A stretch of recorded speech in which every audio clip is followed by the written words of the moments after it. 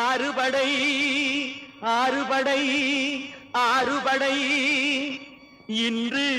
எங்கும் மருதமலை கோயில் ஒரு ஏழுபடை ஏழுபடை ஏழுபடை